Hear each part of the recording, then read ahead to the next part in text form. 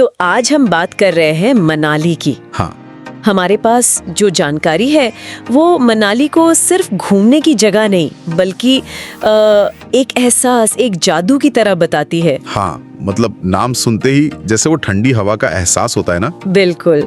और इन सोर्सेज में मनाली के अलग अलग रंग दिखते हैं, कभी बर्फ की सफेदी, कभी हरियाली का सुकून, और वो बारिश वाला धुंधला सा मैजिक भी। हाँ, तो चलिए देखते हैं ये अनुभव कैसा है इन स्रोतों के हिसाब से। जरूर।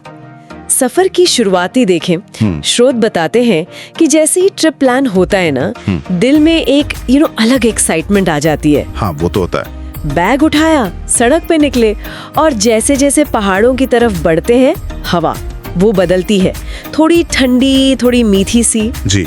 ऐसा लगता है जैसे जिंदगी थोड़ी स्लो हो गई है और दिल बस चिल करना चाहता है। और ये दिलचस्प है कि सफर खुद ही अनुभव का कितना बड़ा हिस्सा है। मतलब सिर्फ पहुंचना नहीं, हाँ, वो रास्ते का बदलना, हवा का बदलना, ये सब मिलकर वो खास मूड सेट करते हैं जिसका जिक्र बार बार आता है। सही बात है, ये एक तरह का ट्रांजिशन है। बिल्कुल, शहरी भागदौड़ से पहाड़ी सुकून की तरफ। और फिर वहां पहुंचकर नजारे, उफ, एक तरफ वो गहरी वादियां, दूसरी तरफ बर्फ से ढकी चोटियां, और बीच में वो घुमावदार सड़कें। हाँ, हर मोड़ पर लगता है अरे यार ये तो फोटो लेने लायक जगह है। बिल्कुल। कहीं एकदम हरे खेत दिख रहे हैं, कहीं सफेद बर्फ, एक ही ट्रिप में जैसे सारे मौसम मिल गए हो। हाँ, और शायद यही विविधता है जो मनाली को इतना खास बनाती है। मतलब एक ही जगह पर इतने अलग अलग लैंडस्केप मिलना अपने आप में अनोखा है। जी। सोर्स भी इसी तरफ इशारा करते हैं कि ये लगातार बदलता नजारा आपको बोर होने ही नहीं देता। हाँ, ये बात तो है। फिर आता है वो एडवेंचर वाला पार्ट। अच्छा, सोलोंग वैली। हाँ, सोलोंग वैली में पैराग्लाइडिंग का अनुभव। सोर्सेज में लिखा है जैसे हवा भी दोस्त बन गई हो। वाह। फिर स्कीइंग का मजा, और अब तो अटल टनल के बाद का वो स्नो पैराडाइज है ना। हाँ, वहाँ पहुँचना कितना आसान हो गया है अब। बिल्कुल। और टेक्स्ट कहता है कि वहाँ जाके दिल बस यही बोलता है, भाई मैं यही शिफ्ट हो जाता हूँ। हाँ, ये तो बहुत लोगों के मन में आता होगा। सही में। और देखिए, ये प्रकृति और रोमांच का कितना बेहतरीन मेल है। जहाँ एक तरफ शांति है, वही दूसरी तरफ एडवेंचर के भी भरपूर मौके हैं।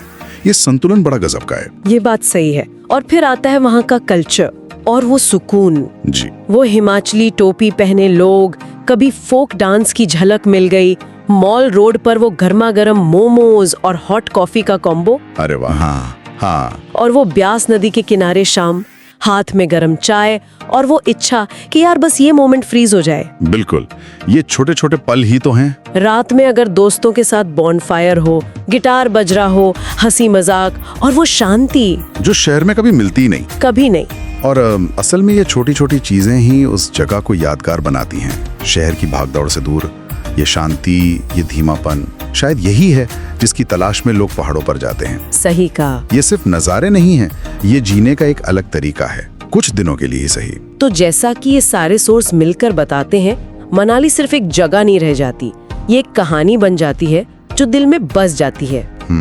और सच में एक बार जाने के बाद वापस आने का प्लान अक्सर वहीं खड़े खड़े ही बनने लगता है। बिल्कुल। और ये सोचने वाली बात भी है कि कुछ जगहें हमारे जहन पर इतनी गहरी छाप क्यों छोड़ जाती हैं। हाँ। क्या ये सिर्फ खूबसूरती है, या वो सुकून है, या फिर जैसा ये स्रोत बार बार इशारा कर रहे हैं, वो छोटे छोटे पल हैं, वो फ्रीज हो जाने वाले मोमेंट्स। हाँ, शायद वो यादें हैं जो हम साथ लाते हैं और जो हमें बार बार वापस खींचती हैं।